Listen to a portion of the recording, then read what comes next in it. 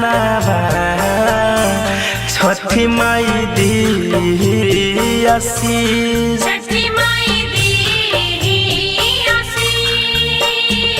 तोहरे हवे ललनवा छठी माई दी आशीष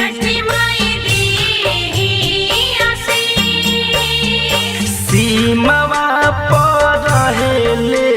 सजानवा छठी माई दी आशीष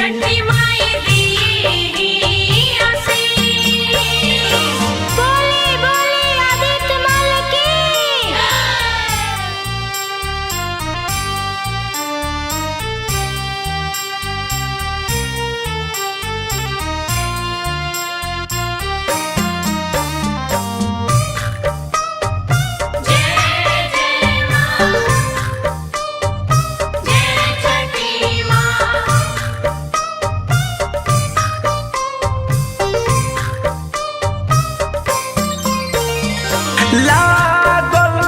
लड़ैया बलम दूर देश हो सही सलामत उनके रखी हर में सो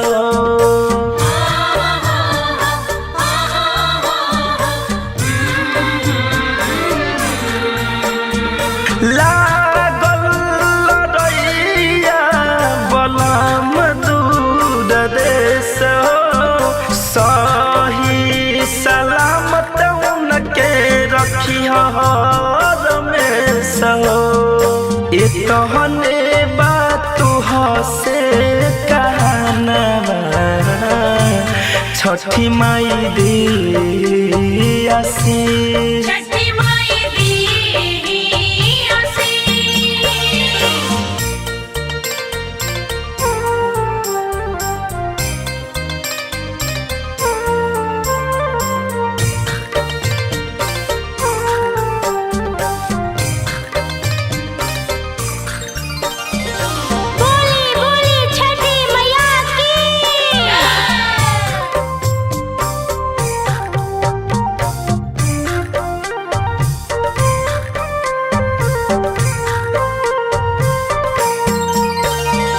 छठी मैया भूल चूक करी हो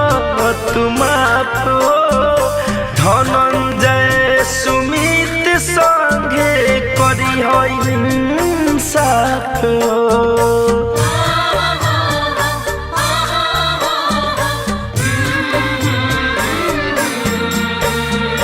छठी मैया भूल चूक करी हो तुम